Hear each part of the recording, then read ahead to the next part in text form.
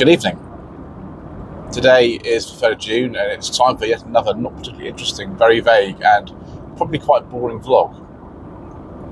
So something I've read in the news recently, and this is not a surprise to anybody, is the fact that the automatic car has pretty much taken over the market.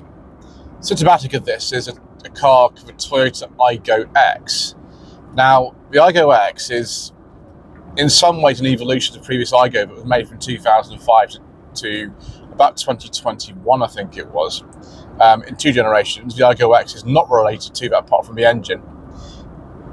The current one is built on the same platform as the Yaris, and it has the same engine coming into it soon, which is a 1.5 hybrid powertrain. The current model Aygo X has a 1 litre with about 71 horsepower, and you can go with an automatic gearbox or a 5-speed manual. I've driven a 5-speed manual Aygo X. I drove it back in 2022, and actually, although the car seems to be a bit expensive, it was quite good to drive actually, and exceptionally economical. What's happened though is that the old 1 litre Daihatsu engine that's in the Aygo X at the moment, which I think is the last car on sale in this country to use it, which is a joint development between Toyota and Daihatsu, and actually Subaru also used that engine in the last Just that was sold over here, which is obviously a rebadged Daihatsu Syrian. It's been redeveloped several times. It used to be called the 1K RFE engine, and it was in the Aygo and then the C1 and the Peugeot 108 for a long time. It was revised in, I think, about 2018, and it is economical enough to be in the current Aygo X, but what I've heard now is they're facelifting the Aygo X, and that powertrain will not be available anymore. It doesn't quite sort of match up to the figures you can get from, say, a Yaris or a Yaris Cross with a 1.5 hybrid. And actually, if you reduce your CO2 figures by relatively large amounts, and that's what this powertrain will allow things to progress to, then you can actually sell more cars, like, I don't know, in case of like a Land Cruiser, something like that, which are quite high on emissions. And you can then not be penalised for not meeting your zero emission vehicle mandate criteria, which states that you must sell 28% of your fleet. In case Toyota, you must sell 28% zero emission vehicles, otherwise you'll be fined £15,000 a car over that isn't compliant. So if you only sell 22%, that difference between 22 to 28% will be fined at £15,000 a car. It doesn't work quite as simply as that. There are ways around it, and obviously reducing average CO2 emissions across the range by putting more modern powertrains in your cars is a way around giving some extra credits. It's very complicated, but that's, I think, what Toyota are doing. The problem is this will increase the cost. The car currently starts at, I think, something like £70,000 or £80,000. I don't think it will anymore with that 1.5 full hybrid powertrain in it. Now, you will get more power. I think also it will give more economy, but it's a shame the manual gearbox is being removed. And manual gearbox is being removed in huge numbers. Only about 19% of cars sold new in this country now have manual gearboxes. It used to be about 80% until not long ago. And actually, in the last 10 years, that figure is, I think, more than half. It's bonkers.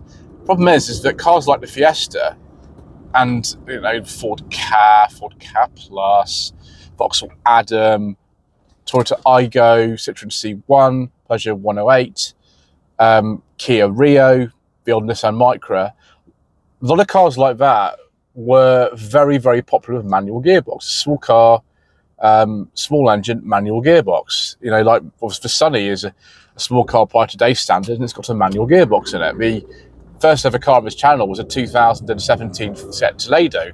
That had a manual gearbox in it. Our Sanyon's got a manual gearbox in it.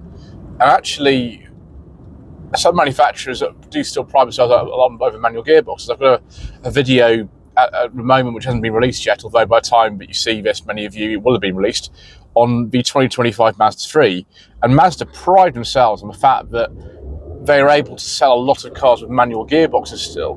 The 3 is a prime example of one, and so is the MX-5. Cars that are probably better than most people with a manual gearbox in them. Very nice manual gearboxes in those, and a nice manual gearbox actually in Miss Sunny too, as Mr. Richardson from Viewers Driving and Jason Martin, who've both driven this car, say. Back in 1989, something like, I don't know, 11-12% of cars sold in this country were automatic. Now it's more than 80%. And that's a shame, I think, because it removes a certain degree of involvement with driving. Now, there can be a right pain manual gearbox, particularly in cities and things like that. And I've driven some cars with terrible manual gearboxes, really bad. The Simca 100 gearboxes aren't brilliant, by the way. They're not fantastic, for example. But a nice manual like in this car or in Mazda 3 or something like that, it's a delight. Problem is, as well, electric vehicles don't tend to have manual gearboxes. You can get some older conversions like a Fiat 500 or a VW Beetle that will actually run the original gearbox. But an electric car generally doesn't need all those ratios. It needs one ratio, and you'll find that the majority of electric cars sold, which of course are the ones which keep the people and the government happy because they help to meet emissions targets, don't have manual gearboxes. A lot of cars look very cheap and now being removed from sale because they don't make a lot of profit. It's surprising that cars like the Kia Picanto and the Hyundai i10 still have manual options.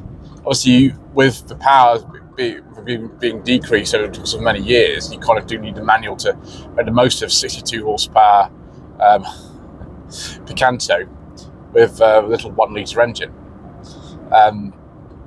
But it's just people aren't choosing for driving it either. A lot of people don't want to drive a manual car because it's harder to pass a test in a manual car than an automatic car. I do a lot of jobs for people living in London, and they don't want manual cars anymore. They want automatic cars. So the price of petrol cars with automatic gearboxes in London is absolutely insane. People just don't seem to want them to a great extent. Now, there are some people, like a client who I worked with last month, who wanted a manual car. He did not want an automatic car.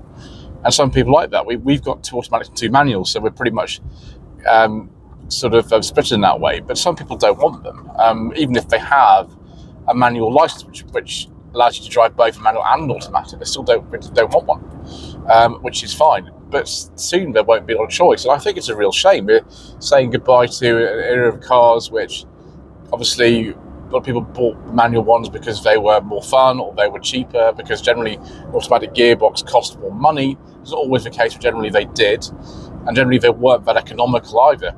Whereas these days, with the sort of hybrids that are coming out, for example, the Toyota Yaris Cross or something like that, or some of the Suzuki hybrids now, like the Suzuki Swift mild hybrid, they actually can produce amazing figures. Often the big fuel figures on an automatic one are better than the manual one, if you could believe that. Certainly in the days of this Sunny, the automatic gearbox was far worse because only oil 3-speed, and it was not economical at all. So that's sort of changed a lot, and it's a shame. It means we're coming into very much the end of the manual gearbox, which in a car which has a decent manual gearbox and you enjoy holding onto the gears and driving around corners and things like that, like a nice MX-5, for example, that's a delight. But it's sort of the beginning of the end, I think, and it's strange how quickly this has happened. I don't think this is necessarily down to people not wanting them. I think it's down to manufacturers not wanting to build them, but for fear of things like the zero emission vehicle mandate, and also the fact that they're wanting to charge higher prices for cars, so they make higher profit margins. And these are understandable things. It's just a real shame to know we're in this era, and a car like this Sunny, or even the Sanyong, which is only 6 years old, are an endangered species. Anyway, thank you ever so much indeed once again for watching. Please don't forget to subscribe to the channel, like this video in the comment below, and we shall see you again soon for some more incoherent, boring, and not particularly interesting rambling.